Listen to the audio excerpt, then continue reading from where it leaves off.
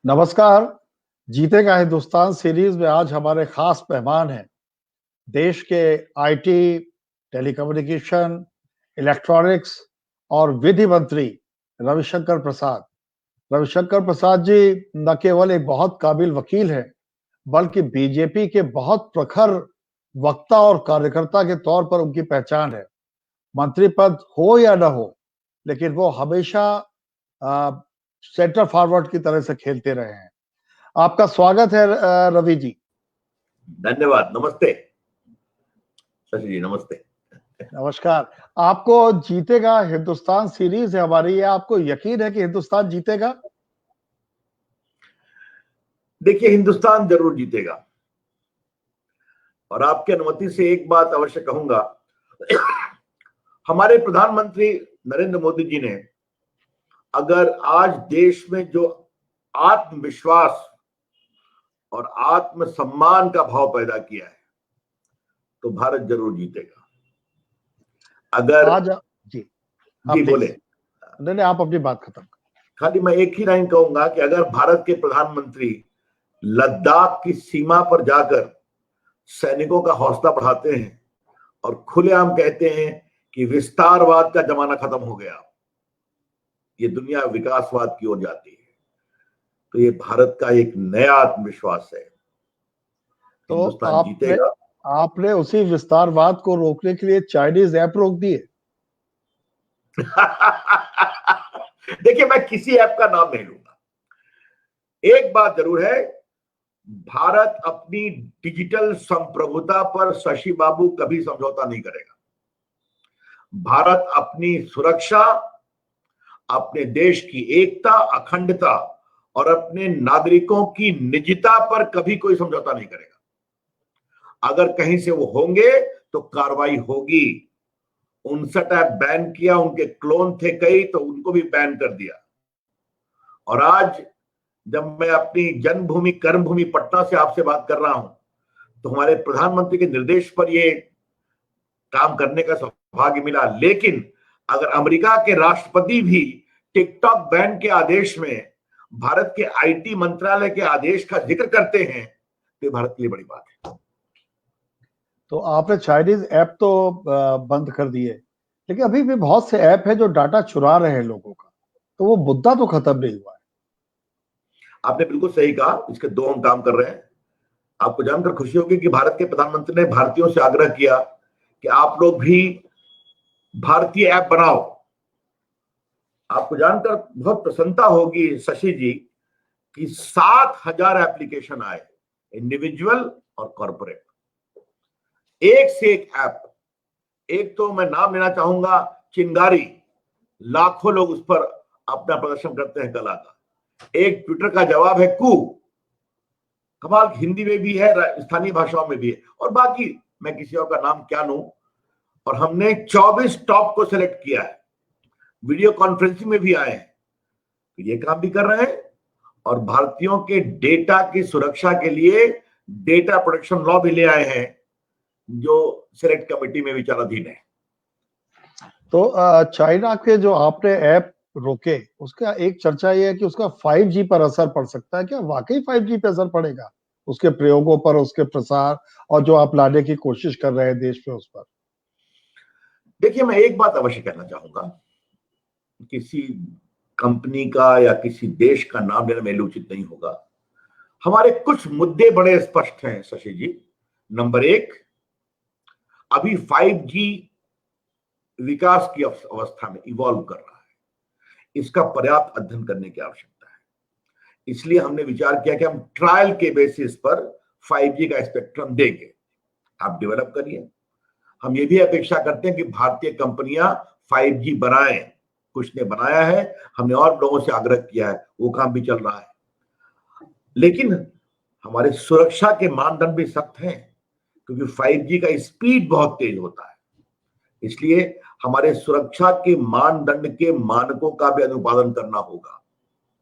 और अगर कोई कंपनी जो विदेशी कंपनी है वो ये समझती है कि भारत के डेटा पर प्रभुत्व करके वो यहां का टेलीकम्युनिकेशन डेटा बाहर भेजेंगी, तो वो दिन समाप्त हो गए।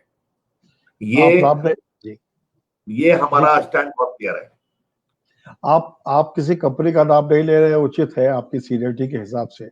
मैं नाम लेता हूँ वही का। इंग्लैंड में उनको बैन कर दिया गया। उनके साथ दिक्कतें यूरोप के अन्य देशों में भी आ रही हैं। क्या आपको लगता है कि एक दिन हम अपनी भी इस तरह की कंपनी बना पाएंगे, और बना पाएंगे तो कब बना पाएंगे, जो विदेश में जाकर बोले कि हम 5G आपको देंगे, आप हमसे 5G लीजिए? देखिए, हमारा आत्मविश्वास बहुत जबरदस्त है और ये कोई दंभ का आत्मविश्वास नहीं है। मेक इन इंडिया की बात शुरू की शशि जी, थोड़ा मुझे 1 मिनट वक्त दीजिए प्लीज। तो जिस समय हम 14 में आए थे सिर्फ 2 मोबाइल फैक्ट्री थी, आज 250 से अधिक मोबाइल फैक्ट्री है। नोएडा में भी लगभग 90 से अधिक मोबाइल फैक्ट्री और कंपोनेंट फैक्ट्री आ गई है। हम प्रोडक्शन लिंक इंसेंटिव लेकर के आए तो कोरोना की विषम परिस्थिति, आर्थिक मंदी में भी दुनिया की सभी टॉप कंपनी ने अप्लाई किया। और आज मुझे आपको बताते हुए खुशी हो रही है कि उन्होंने 31 जुलाई को समाप्त अपने आवेदन पत्र में कहा है कि हम भारत में आने वाले 5 वर्षों में 12 लाख करोड़ का मोबाइल बनाएंगे, कंपोनेंट बनाएंगे, 7 लाख करोड़ का एक्सपोर्ट करेंगे और 12 लाख लोगों को नौकरी देंगे, प्रत्यक्ष अप्रत्यक्ष। अब फिर मुझे किसी मोबाइल कंपनी का नाम देना उचित नहीं होगा, 8-10 फैक्ट्रियां भी यहां पहुंच गई हैं बाकी देशों से। तो ये हमारे आत्मविश्वास का कारण है। अभी मैंने ऐप की बात कही, देखिए देश जागता है शशि जी, आप तो इतने अनुभवी पत्रकार और संपादक हैं। देश जागता है, जगाने वाला होना चाहिए। और आज हमारे प्रधानमंत्री जी जब देश को जगाते हैं, मेहनत खुद करते हैं, ईमानदारी से, संकल्प से हम लोग से करवाते हैं, तो देश रिस्पॉन्ड करता है। अब मैंने बताया कि 85% वर्क फ्रॉम होम हो रहा है भारत की आईटी कंपनी में, कोई वर्क में कमी नहीं है, जबकि भारत बहुत बड़ा केंद्र है। बाकी कोरोना में हमने डिजिटल टेक्नोलॉजी का प्रयोग किया। ये आपने देखा होगा, जो हमारा आरोग्य सेतु है, 15 करोड़ लोग आरोग्य सेतु का प्रयोग कर रहे हैं, दुनिया भी उसके बारे में पूछ रही है। तो भारत की डिजिटल क्षमता बहुत जबरदस्त है। आज डिजिटल इंडिया, आज डिजिटल इंडिया को दुनिया चर्चा कर रही है, आप जानते ही हैं, देख रहे हैं आप। तो मुझे पूरा विश्वास है, जो आपने पूछा ना कि भारत कब कर लेगा, तो भारत कर रहा है और सब करेगा। आरोग्य सेतु पर कुछ विवाद भी हुए।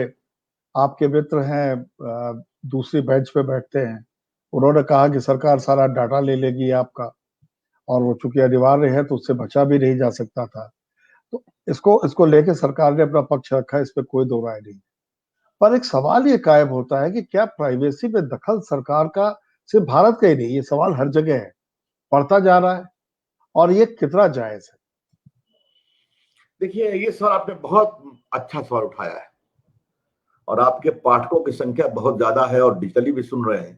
थोड़ा मैं इसका थोड़ा विस्तार से जवाब देना चाहता हूं। प्लीज। भारत में 2 चीज हुई है शशि बाबू, कि जो राइट टू इंफॉर्मेशन के पक्षधर थे, वो आजकल सबसे बड़े राइट टू प्राइवेसी के पक्षधर हो गए। और उनका इंफॉर्मेशन का दायरा ये है कि शशि बाबू के फाइल पर क्या लिखा जाता है, ये भी हमको जानने का अधिकार है। हाँ? अब प्राइवेसी की बात करते हैं। देखिए, प्राइवेसी में हमें 2 चीज का ध्यान रखना पड़ेगा। निजता का हमें पूरा सम्मान करना है, लेकिन डेटा देश के विकास के लिए जरूरी है। आप मुझे ये बताइए, आप उत्तर प्रदेश से आते हैं और उत्तर प्रदेश के एक इलाके में बहुत बच्चों को बीमारी होती है, तो क्या हमारे पास डाटा नहीं होने चाहिए कि उनकी आमदनी क्या है, उनका सामाजिक वर्गीकरण क्या है, हम कैसे उसको काम कर सकें? जहां तक आरोग्य सेतु की बात है, कोई भी डेटा 180 दिन से नहीं रहेगा आगे। ये देश का आईटी मंत्री बोल रहा है, जिसके विभाग ने बनाया है। दूसरा, ये क्या करता है, आपको सावधान करता है। अगर आप किसी के संपर्क में आए जो पॉजिटिव होने की स्थिति में है, तो आपका ऑरेंज हो जाएगा, आप सावधान रहिए। अगर लाल हो गया मतलब व्यक्ति संक्रमित हो गया, तो आप अपने को चिंता करिए। दूसरा क्या है, जो संक्रमित हुआ उसके मोबाइल से उसके रिश्तेदारों को बताते हैं कि भाई तुम उनके कांटेक्ट में आए थे, तुम भी अपने को अलग रखो। तो ये बताइए, आज तो लोग ट्विटर पर कह रहे हैं कि भाई मैं संक्रमित हो गया, अमित शाह ने कहा, प्रणब मुखर्जी जी ने कहा। तो ये निजता क्या रही? ये सावधान करने का आग्रह है। कोरोना एक चुनौती भरा समय है, तो इसमें हमें निजता और स्वास्थ्य को मजबूत रखने की आवश्यकता, दोनों के बीच में एक समन्वय रखना पड़ेगा। ऐसा मैं मानता हूँ। देश के आईटी मंत्री के नाते आपके ऊपर एक बड़ी जिम्मेदारी है। कोविड ने उस प्रोसेस को तेज कर दिया है जो टेलीकम्युनिकेशन का और डिजिटल का था, और वो हमारी जिंदगी का हिस्सा तो पहले ही बन गया था, अब वो तो अनिवार्यता बन गया है। मैं भी घर से काम करता हूँ, बहुत कम ऑफिस आता हूँ और मैं कर पा रहा हूँ घर से काम बड़े आराम से। पटना में भी मेरे तमाम साथी घर से काम करते हैं, भागलपुर में भी करते हैं, धनबाद में भी करते हैं, दुमका में भी करते हैं। तो ये एक परिवर्तन तो है, लेकिन इसके साथ चैलेंजेस भी है। वो चैलेंजेस स्पीड के हैं, कॉल ड्रॉप होने के भी है साथ-साथ, और जो डिजिटल नेटवर्क्स हैं, उनकी भी अपनी समस्याएँ हैं। उनसे हम निपटने के लिए क्या करें? ये आपने बहुत अच्छा सवाल किया। पहले आपको बताऊं रोचक बात, कल मैंने दिल्ली से अपनी कंस्टिट्यूएंसी के गांव में एक नए अस्पताल का उद्घाटन किया, जो एक डॉक्टर मुंबई से नौकरी छोड़ करके आके उसको बनाया है। और आपको मालूम है, मैं दिल्ली से था, उसका एक मित्र शिकागो से थे, एक ऑस्ट्रेलिया से थे, ऑस्ट्रेलियन हाई कमिश्नर थे, और बाकी मुंबई के 2 डॉक्टर थे, और बाकी हमारे संसदीय क्षेत्र के लोग थे। तो ये डिजिटल दुनिया कई दूरियों को पाट देती है। आज देखिए, जितना मुझे आनंद आपके साथ व्यक्तिगत इंटरव्यू में करके होता है, उससे अधिक तो डिजिटल हो रहा है। आप भी मेरा चेहरा देख के, मैं आपकी मुस्कुराहट भी देख रहा हूं, आप भी मुझे देख रहे हैं। तो ये भारत में एक बहुत बड़ी क्रांति है। और मैं बड़े विनम्रता से कहूंगा कि जैसे ही कोरोना आया, मैंने कहा सीधा वर्क फ्रॉम होम को प्रमोट करो।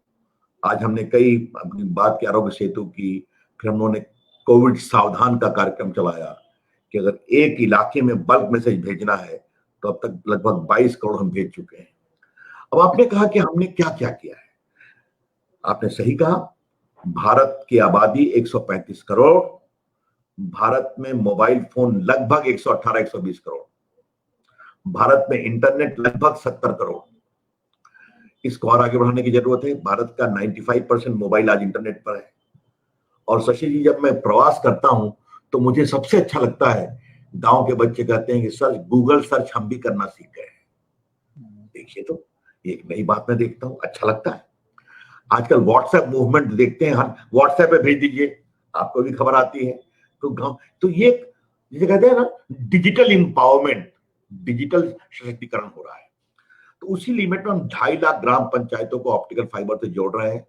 बड़ी संख्या में जुट गया है मामला, और भी काफी काम कर रहे हैं। देश में कॉमन सर्विस सेंटर हमारे होते हैं, आपने सुना होगा, वो एक खिड़की है गांव में। एक महिला आपका पैन कार्ड बनाएगी, आपका पासपोर्ट बनाएगी, आपकी टिकट देगी। मैं उनसे टेलीलॉ का काम करता हूं, तो वो काम भी आगे बढ़ा रहा हूं। ये जो टावर होते हैं, बीटीएस होते हैं, अब आपको मैं एग्जैक्ट संख्या क्या दूं, मेरे पास पूरी संख्या है। हमने जहां उस समय टावर कुछ थे, उनको बढ़ा के लगभग 4 लाख कर दिया है। जो बीटीएस 2 लाख थे 14 में, उसको 6 लाख ले गए हैं। इस तरह और व्यापक तरीके से इसको बढ़ाने की कोशिश कर रहे हैं। तो देखिए, मैं कभी नहीं कहूंगा सब ठीक हो गया है। मैं अपनी सीमाओं को समझता हूं, भारत बहुत बड़ा देश है, लेकिन गाड़ी सही रास्ते से तेजी से चल रही है।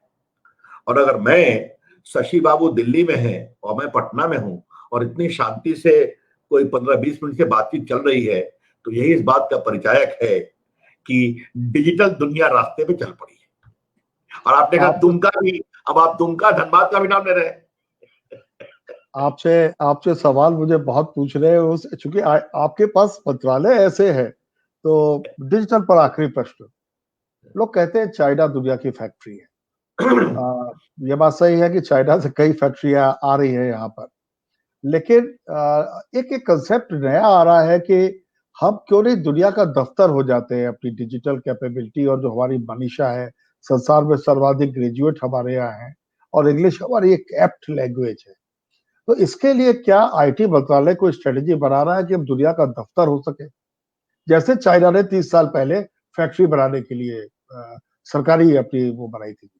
आपको मैं बताऊं, बिल्कुल सही कहा आपने, मेरे मन की बात छीनी। आज मुझे 6 साल हो गए आईटी मंत्री के रूप में। मैंने अपना एक लक्ष्य रखा है, मेरी महत्वाकांक्षा है। और मैंने जो कॉमन सर्विस सेंटर की बात की, तो मैंने उनको कहा आगे बढ़ो। आपको जानकर खुशी होगी कि बिहार के मुजफ्फरपुर की लीची को उन्हें लंदन भेजा है। ऐप पर सेल करके जर्मनी भेजा है।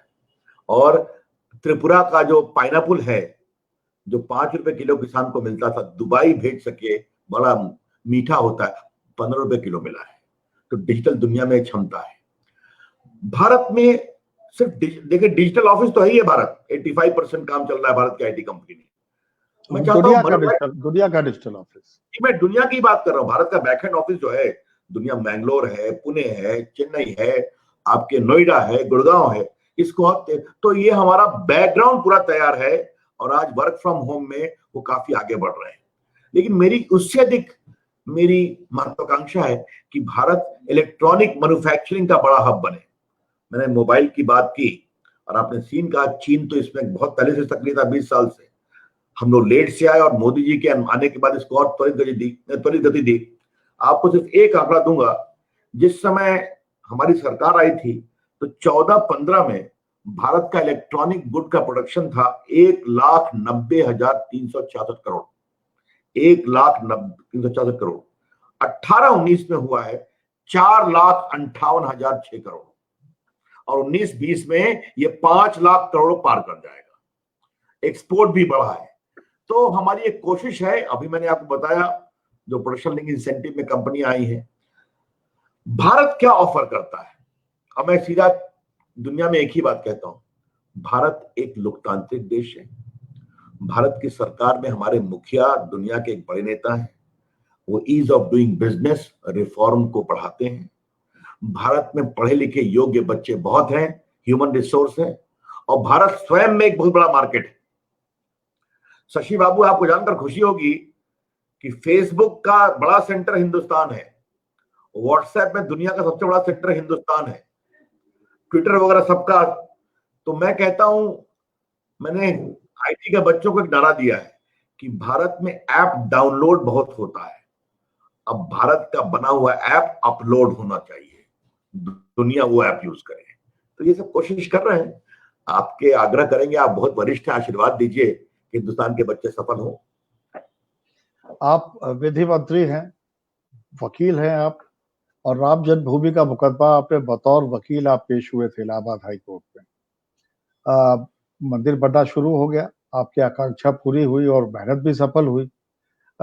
लेकिन क्या वहां पर जो राम मंदिर ट्रस्ट है उसके लिए भी आप लोग संसद में कानून पास करने जा रहे हैं? पहले मैं एक बता दूं, आपने बड़ी मेरे लिए भावुक बात कह दी। जब 2000 इलाहाबाद हाईकोर्ट का फैसला आया था तो बड़ा हल्ला हुआ था कि हम लोग के पास कोई सबूत नहीं, हम लोग हार जाएंगे। और मैं पूरा अध्ययन करने के बाद एक ही बात कहता था, अगर ईश्वर है और एक नया पैसा न्याय है तो जीतेंगे। तो एक दिन अशोक सिंघल जी स्वर्गीय हो गया, अडवाणी ने मुझे पूछा कि रवि तुम्हारा हेतु क्या है? कहा बहुत छोटा हेतु है, जहां रामलला विराजमान है, कोर्ट ये कहे हिंदू मानते हैं कि राम का जन्म हुआ, राम एक देव है और इसकी स्वीकृति कर वो हो गई। अब जहां तक ट्रस्ट का सवाल है, तो ये सुप्रीम कोर्ट ने ही आदेश दिया है कि भारत सरकार एक ट्रस्ट बनाएगी और उस ट्रस्ट को ये पूरी जमीन सौंप करके वो ट्रस्ट राम मंदिर बनाएगी। और आज चूंकि आपका अखबार हिंदी पट्टी में बहुत पढ़ा जाता है शशि बाबू, तो संविधान पीठ के 4 बिंदु मैं आपके सामने कहना चाहता हूं।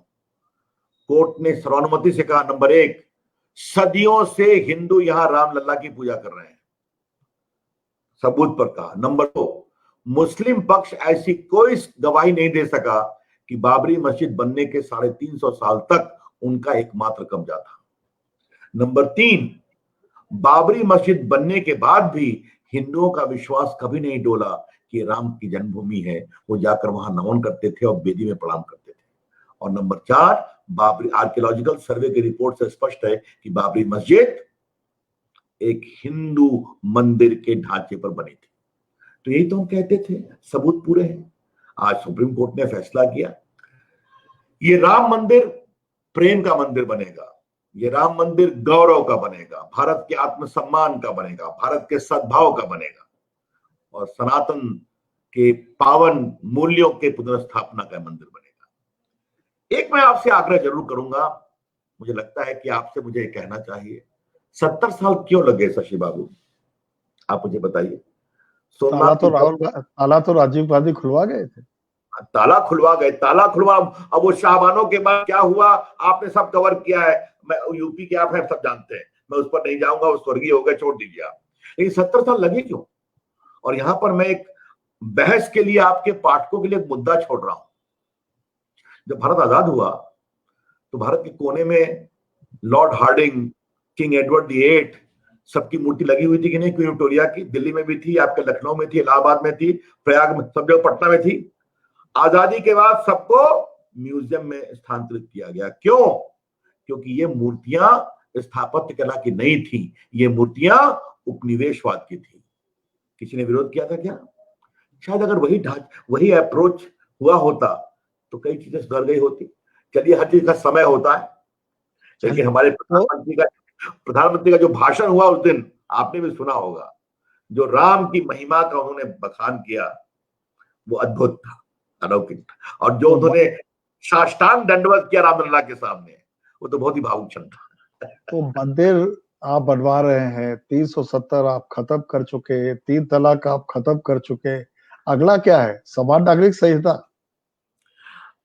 पंडित जी 3 हो गया ना, थोड़ा दम तो धरिए आप।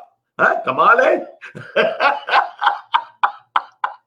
क्षमा करिए, मैंने आपको पंडित जी कह दिया, आदर से कहा था। मुझे ये बताइए, आप ये बताइए, ये सब हमारे कोर मुद्दे थे और ये राष्ट्र के मुद्दे थे। 370 देखिए, एक बात मैं कहूंगा, आपने भारत की राजनीति में एक बदलाव देखा है? आप तो भारत राजनीति को इतना क्लोजली देखते हैं। हम लोगों ने मुद्दा उठाया था तो हम लोग अछूत थे, याद है ना आपको? भाजपा से अलायंस नहीं करना है। आज हमारी ताकत बढ़ी, हम सत्ता में आए, आज फैसला हुआ, आज मंदिर बन रहा है, आज कोई विरोध नहीं कर रहा।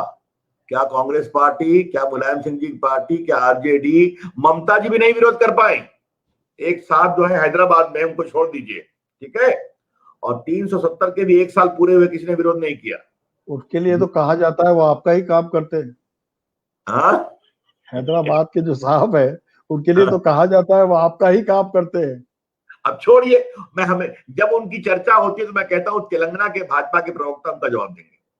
हाँ, 3 तलाक के बारे में मैं एक बात दीजिए, मैंने इस बिल को लाया था, मुझे बहुत संतोष हुआ। 3 तलाक न इबादत का मामला था, न पूजा का, न प्रार्थना का, न सियासत का। ये था नारी न्याय, नारी गरिमा, नारी सम्मान का। और आपको बताऊं, 2 उदाहरण बताऊंगा।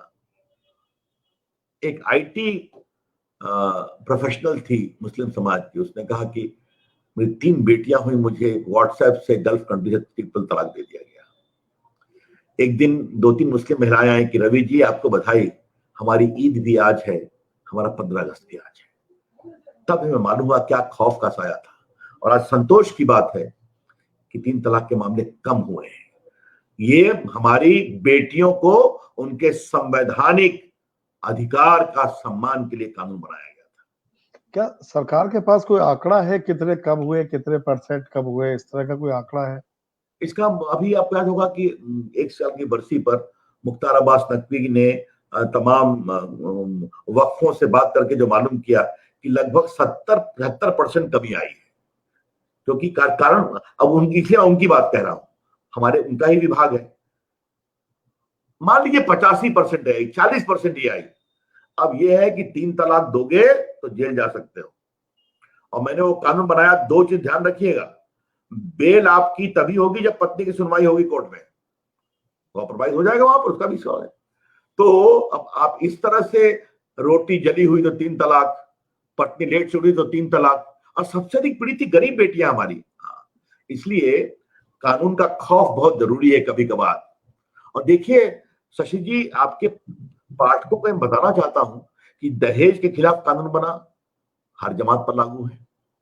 महिला के खिलाफ जो क्रुएल्टी का कानून आया 498A हर पर लागू है।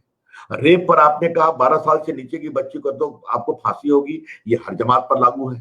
तो ये जो नारी के सुरक्षा के कानून थे सब पर लागू है, तो 3 तलाक की बेटियां क्यों परेशान थी? ये सवाल है बड़े। तो मुझे बहुत गर्व है हमारे प्रधानमंत्री पर। मैंने उनसे पूछने गया था, केस पहले हुआ था कि सर आपका निर्देश क्या है, कहा जाओ बेटियों के साथ सुप्रीम कोर्ट के अंदर भी खड़े हो जाओ और बाहर भी खड़े हो जाओ और आज उनको हम न्याय दिला सके। आप कानून मंत्री हैं और देश पर एक और देश पर एक बोझ है मुकदमों का। मुकदमे खत्म ही नहीं होते, तो इसके लिए कुछ कानून मंत्रालय कुछ कर रहा है? जी आपने बहुत सही कहा। देखिए इसके पर एक नीतिगत बात जान लीजिए। बाबू रविशंकर प्रसाद कानून मंत्री का काम है न्यायालय के लिए ढांचागत सुविधा देना, लेकिन निर्णय कैसे होगा यह काम कोर्ट का है और ये होना भी चाहिए। कोर्ट की प्रक्रिया में सरकार का दखल नहीं होना चाहिए क्योंकि न्यायपालिका की आजादी का हम पूरा सम्मान करते हैं। हालांकि इधर ये भी उछले, हाँ मतलब ये आरोप भी उछले इधर। हाँ, और नहीं जान लीजिए उसका एक कमिटमेंट जान लीजिए आप। इस सरकार में नरेंद्र मोदी, राजनाथ सिंह, उपराष्ट्रपति वेंकैया नायडू, स्वर्गीय सुषमा स्वराज, स्वर्गीय अरुण जेटली, रविशंकर प्रसाद, कोई 4-5 साल बड़ा है, कोई 4-5 साल छोटा है, और दर्जनों और, हम लोगों ने आपातकाल में संघर्ष किया था, लाठी खाए थे, जेल गए थे, अंडरग्राउंड रहे थे 3 अधिकारों के लिए, इंसान की आजादी, आपकी मीडिया की आजादी और न्यायपालिका की आजादी। तो हम लोग उस जमात के लोग हैं जिन्होंने न्यायपालिका की आजादी के लिए संघर्ष किया है। ये हमारा कमिटमेंट है, ये आपसे हम विनम्रता से कहना चाहते हैं। अभी देखिए हम आपको थोड़ी सी बात जरूर कहना चाहेंगे, ये हमने क्या क्या काम किया है। हम जब से आए हैं हमने 2000 यूजलेस कानून को तो हमने खत्म कर दिया। आपकी जानकारी 2000 हमने अभी तक 550 जजेस का नियुक्ति की है हाई कोर्ट में, लगभग 35 सुप्रीम कोर्ट में। बाकी प्रोसेस है, मामला कॉलेज में पेंडिंग है, हम भी कर रहे हैं। और हमने एक बात साफ कही है कि हम कॉलेजियम का सम्मान करते हैं, लेकिन कानून मंत्री और कानून मंत्रालय पोस्ट ऑफिस नहीं है। हम स्टेक होल्डर हैं, अपनी बात कहेंगे, बाकी कॉलेजियम निर्णय करेगा। इसके अलावा हमने कुछ नॉवल डिजिटाइजेशन में 16,000 से अधिक कोर्ट डिजिटाइज हो गए। और आपको जानकर खुशी होगी कि इस कोरोना के समय में जो आपके कोर्ट चले हैं, ये यहां पर वर्चुअल कोर्ट, तो लगभग 21 लाख मामलों का निपटारा हुआ है लगभग डिस्ट्रिक्ट कोर्ट्स में, लगभग 85,000 हुआ है सुप्रीम कोर्ट में, और लगभग 7-8 लाख हुआ है हाई कोर्ट्स में। तो वर्चुअल कोर्ट काफी चले हैं, ये मुझे संतोष का विषय है। तो सिर्फ वर्चुअल संपादक जी का ही काम नहीं हुआ है, वर्चुअल कोर्ट भी चल रहे हैं। और अभी वो रिया चक्रवर्ती का केस हो या सुशांत का केस हो, ये सब वर्चुअल कोर्ट ही बहस होती है, संवैधानिक बेंच भी होता है। इसलिए हमने एक और काम किया है कि डिजिटल जुडिशियल डेटा ग्रिड बनाया है। ये क्या है? लगभग 14 करोड़ डिसाइडेड और pending cases at click of a button है। और मैं क्या करता हूं, मालूम करता हूं किस किस डिस्ट्रिक्ट में 10 साल से ऊपर की क्रिमिनल अपील पेंडिंग है। मैं चिट्ठी लिखता हूं कि जल्दी उसको एक्सपेडाइट करें। और मैं जो डिजिटल प्रयोग कर रहा हूं, तो लगभग 14 लाख, आपको जानकर खुशी होगी, मुंबई में और दिल्ली में और 2 जगह और हमने शुरू किया था, हमने ट्रैफिक चालान के केस को डिस्पोज ऑफ किया 14 लाख। तो इस तरह कानून में बदलाव करना, इंफ्रास्ट्रक्चर सपोर्ट करना, डिजिटाइजेशन सपोर्ट करना, लोक अदालत एक बहुत बड़ी बात हम कर रहे हैं, उसकी संख्या बहुत बड़ी हुई है। लेकिन अब लोकतंत्र है तो लोग कोर्ट जाएंगे। और देश में एक और जमात हो गई है, शशि बाबू मुझे अलाउ करिए, जो आपके हिंदुस्तान का हेडलाइन देखते हैं और PIL फाइल करके कोर्ट पहुंच जाते हैं। वो भी एक नया धंधा चला हुआ है, आप देख रहे हैं। रोज हर हाई कोर्ट PIL से परेशान है, हम PIL का भी समर्थन करते हैं। मैं तो खुद PIL का एक बहुत बड़ा समर्थक रहा हूं। पूरा चारा घोटाला मैंने बहस किया, पटना हाई कोर्ट में CBI इंक्वायरी हो, PIL मैंने फाइल किया था, सुशील मोदी अन्य लोग पिटिशनर थे, अलगतरा घोटाला। तो करप्शन का मामला हो, बाकी हो, बात समझ में आती है।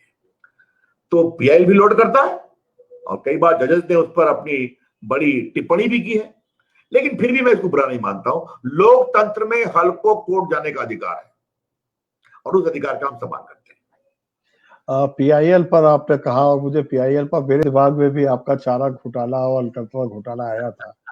भ्रष्टाचार की लड़ाई आप लोगों ने निर्णायक तौर पर लड़ी, लेकिन आपको उसका राजनीतिक फायदा उतना नहीं हुआ बिहार। अगर आप देखिए तो उत्तर प्रदेश में भाजपा के किसी भी कार्यकर्ता ने ऐसी लड़ाई नहीं लड़ी। देखिए भाजपा वहां पर पूरी ताकत से आई सत्ता में और कई बार आई।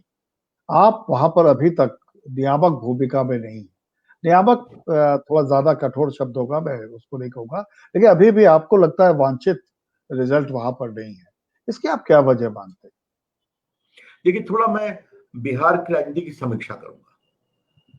ये बताइए कि 14 में हम लोग 40 में 38 जीते कि नहीं लोकसभा में, याद करिए। तो ये कहना नहीं कि भाजपा नियामक नहीं है, मैं पूरा बिहार प्रदेश खड़ा हो गया। विधानसभा की अब बात मैं कर रहा हूं, वो तो नरेंद्र मोदी जीते थे। अच्छा ठीक है, अब मैं आता हूं विधानसभा में। आपको मालूम है कि आपने चूंकि यूपी बिहार की तुलना की और मान गए कि आपकी दृष्टि बहुत गहरी है, आप समझते हैं, तो मैं बिहार यूपी का अंतर बताता हूं आपको। बिहार जेपी मूवमेंट का केंद्र रहा है, लोकनायक जयप्रकाश नारायण का, जिससे हम लोग निकले। कई ताकतें और कई नेता लोकनायक जयप्रकाश जी के आंदोलन से निकले। कई मुख्य धारा में आए, कई ने अपनी पार्टी बनाई, कई टूटे बिरखे। तो आज मैं नाम लेता हूं, नीतीश कुमार जी हमारे साथ आज से तो नहीं है ना, बीच में कुछ गए, 1 साल के लिए गए, अलग बात है। अटल जी की सरकार में भी थे, याद करिए, रेल मंत्री थे और बड़े सफल रेल मंत्री थे। 2005 के बाद हम लोग साथ चल रहे हैं। तो अगर हम कोalition धर्म निभाते हैं तो उसके फायदे भी हैं, उसके कुछ नुकसान भी हैं, लेकिन हमें कोalition धर्म को सफल करना है। उसमें आपस की समझदारी बनती है, अच्छा काम किया है दोनों पार्टियों ने मिलकर करके। इसलिए आप देखिए, आप हम 40 सीट जीते, लेकिन जब नीतीश जी से दोबारा रिश्ता बना तो 19 में हमने अपने 5 सिटिंग लोग का टिकट काटा कि नहीं काटा। ऐसे चलता है कोalition धर्म। अब आप तो अगर अपने दृष्टिकोण से सोचेंगे तो कह रवि बाबू क्यों किया आपने, आपको आगे बढ़ना चाहिए। मैं कहूंगा कोalition धर्म है तो एक दूसरे के साथ समन्वय करके चलना पड़ेगा। कोलिशन धर्म के चलते आप अब विधानसभा के चुनाव में भी छोटे भाई की भूमिका से संतुष्ट रहने जा रहे हैं? देखिए, ये देखने का नजरिया है। हम केंद्र में बड़े भाई हैं, उत्तर प्रदेश में सुपर बड़े भाई हैं, हमारी पूरी बहुमत है। लेकिन अगर हमको लेके चलना है तो कहीं ना कहीं तो हमको अपने जो एक प्रदेश की पार्टियां हैं तो हमको उनको भी सम्मान देना पड़ेगा। तो उस दृष्टिकोण, और मुझे मालूम है कि इसके कारण कई कार्यकर्ताओं की पीड़ा होती है, लेकिन हमें लगता है कि अगर हम कोalition लेके चलते हैं तो चलना चाहिए। और देखिए, आपको एक और इसमें आपको मैं बताना जरूरी समझता हूं कि नरेंद्र मोदी जी 14 में जीते तो हमें पूर्ण बहुमत था, भाजपा को अकेले, और 2019 में उससे ही बड़ा बहुमत था। लेकिन मोदी जी ने सबको जगह दी, कहा नहीं, जब एनडीए है तो एनडीए के हर घटक को हम दिल्ली में जगह देंगे। तो जब ये सोच होती है तो उस सोच का मान करना चाहिए, मैं इतना कह सकता हूं। पर जेडीयू संतुष्ट नहीं था उससे, उनके जगह देने से। जेडीयू संतुष्ट नहीं हुआ था उनकी जगह देने से, जो बर्थ दे रहे थे। अब तो चलिए उस पर हम, अब वो काफी कुछ अंदर की बात है, छोड़ दीजिए उसको, अब उसकी अच्छा चर्चा अभी चलिए, करने आप की नहीं आवश्यकता बताना चाहते। मैं भी ओल्ड स्कूल थॉट का हूं, तो ठीक है, आपकी वो आपका विशेषाधिकार है। लेकिन एनडीए भी इतना अच्छा नहीं चल रहा बिहार में। चिराग पासवान थोड़ा एक अलग राग अलापते हैं, थोड़ा सा जेडीयू के साथ उनकी खटपट नजर आती है। बाकी थोड़े मोड़े बर्तन खटके तो कोई बात नहीं है, लेकिन एक मेजर सी लिफ्ट अक्सर रहने की उभरती दिखती है। देखिए शशि जी, फिर कहूंगा, आप इतने अनुभवी संपादक हैं, चुनाव के पहले बर्तन कुछ टकराते हैं, ये हर चुनाव के पहले। और छोड़िए, हमारी पार्टी को छोड़ दीजिए, हम अनुशासित अधिक है, कांग्रेस पार्टी में तो और खटकाते हैं। आपके यूपी के हर पार्टी में खटक होती है, कई जगह तो परिवार में ही तकरार हो जाती है चुनाव के पहले। मैं क्या नाम लूं, आप समझ रहे हैं, उत्तर प्रदेश की मैं बात कर रहा हूं। तो उनका कहना चुनाव है के उनका आपके आशीर्वाद से होती है वो। अरे नहीं, मैं किसी का नाम तो भी लेता ही नहीं हूं, आप जानते हैं। जयपुर मेरा में कहने हो का या मतलब लखनऊ में हो या भोपाल में हो, उसमें आपका आशीर्वाद जरूर रहता है, भाजपा का। अच्छा ये बता दीजिए, एक मिनट बता दीजिए, अगर आप अपना घर नहीं संभाल रहे हैं और हम राजनीति में हैं, और जो घर से नाराज है वो हमसे आना चाहते हैं, तो मैं क्या कहूं, दरवाजा बंद है, आप बता दीजिए, अपना घर संभालिए आप। तो आपका घर नहीं संभलता है, इसका दोष हमारे ऊपर नहीं आना चाहिए। मैं यही कहना चाहता हूं। इस बार सचिन पायलट को आप लोगों ने एंट्री क्यों नहीं दी? देखिए सचिन, मैं फिर कह रहा हूं, वो पूरा विषय हम शुरू से क्या कह रहे हैं, शुरू से क्या आपके घर का मामला है, समझिए आप। तो क्या आपके उन्होंने आपके एंट्री नहीं मांगी थी आपसे? हाँ? सचिन देखिए पायलट ने मैं उसमें आपको बता दूं, सचिन पायलट खुद ही पब्लिकली बोल चुके हैं कि उन्होंने भाजपा की से मुलाकात नहीं की। तो आप मुझसे क्या पूछ रहे हैं? उन्होंने खुद कल ही भी क्लैरिफाई किया है। लेकिन हाँ, उन्होंने बार बार कहा कि मैं राजस्थान के मुख्यमंत्री के काम करने के तरीके से बहुत दुखित था, और जो मेरे ऊपर व्यक्तिगत आरोप लगाएगा उससे और दुखित हूं। तो भैया उनकी आपस की लड़ाई पर हम क्या बोले? लेकिन फिर कहूंगा कि आप आपस में लड़ें, आपस में और क्या बताऊं, अशोक गहलोत ने अपनी पार्टी के पूर्व उप मुख्यमंत्री पर जैसे पावन शब्दों का प्रयोग किया, आपने भी देखा है? ये भारत की राजनीति का एक न्यू लो था, है ना? वो शब्दों को मैं दोहरा नहीं सकता, क्षमा करें। ये तो ग्राम पंचायत में सुना जाता है, मुखिया की लड़ाई में कभी कभी सुनता हूं। तो उसके बाद भी तो आप संभालिए, आप अपनी बात है, तो हमें ब्लेम करना बंद करें, यही मैं कहना चाहता हूं। आपने रिया चक्रवर्ती का नाम लिया। ये एक नया तमाशा शुरू हुआ। बंबई में एफआईआर है, फिर पटना में शुरू हुई, फिर पटना के पुलिस वाले वहां पहुंच गए। तो कई पुलिस वालों ने लिखा कि ये गलत है, एफआईआर एक ही जगह होनी चाहिए, जीरो में होनी चाहिए, वहां जानी चाहिए। मैं वकील नहीं हूँ और आप तो बहुत वरिष्ठ और काबिल वकील हैं। तो ये संभव है कि एफआईआर ट्रांसफर न की जाए, एक ही तरह के केस को कई तरह की पुलिस, कई स्टेट्स की पुलिस जांच करना शुरू कर दे?